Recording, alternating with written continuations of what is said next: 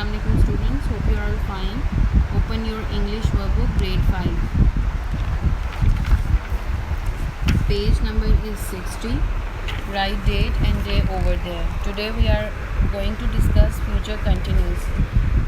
पहले हमने future simple के बारे में बात की थी, सिंपल फ्यूचर सेंटेंस की. अब हम फ्यूचर कॉन्टीन्यूस के बारे में बात करेंगे.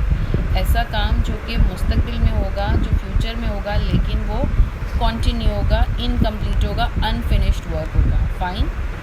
अब हम देख लेते हैं कि फ्यूचर कॉन्टीन्यूस की डेफिनेशन क्या है. It refers to an unfinished action और event that will be in progress at a time later than now.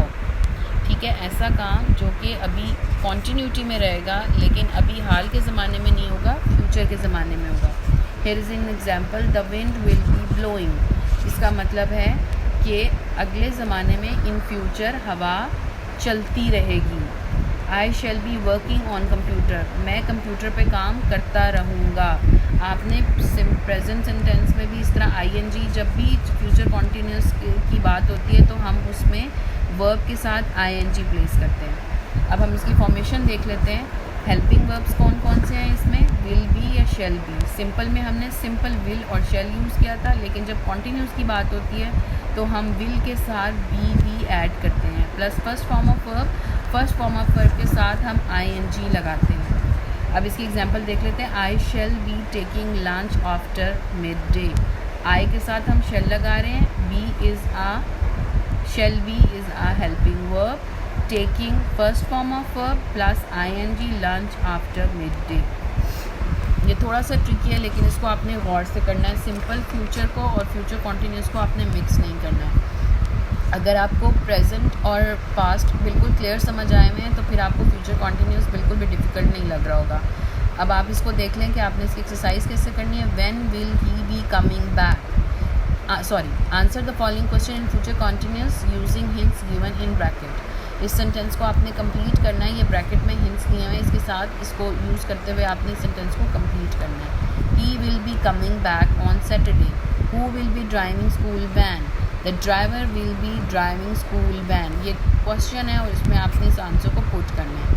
Van भी, ये क्वेश्चन मार्क्स भी आप देख रहे हैं. जब क्वेश्चन मार्क जब ये पुट हो जाएगा यहाँ पर आपका सब्जेक्ट, तो ये क्वेश्चन मार्क एक्सक्लूड कर दिया जाएगा. ये आप देख लें. When will the guest be arriving? Guest कब आ रहे हैं.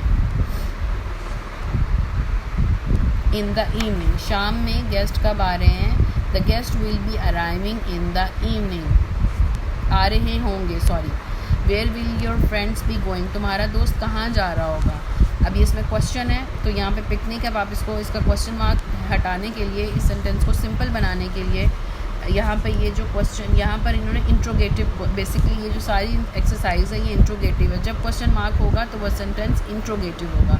अब आपने इसको सिंपल बनाना है क्योंकि हम सिंपल सेंटेंसेस कर रहे हैं. Your friends will be going on picnic. How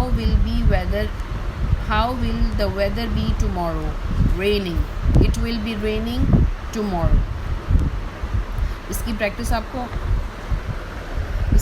आपको बहुत ज़्यादा करनी पड़ेगी क्योंकि इसमें आपके सिंपल सेंटेंस भी हैं, नेगेटिव सेंटेंस भी और इंट्रोगेटिव सेंटेंस भी हैं. आप खुद से सिंपल फ्यूचर और फ्यूचर कॉन्टीन्यूस के सिंपल सेंटेंस की भी प्रैक्टिस करें,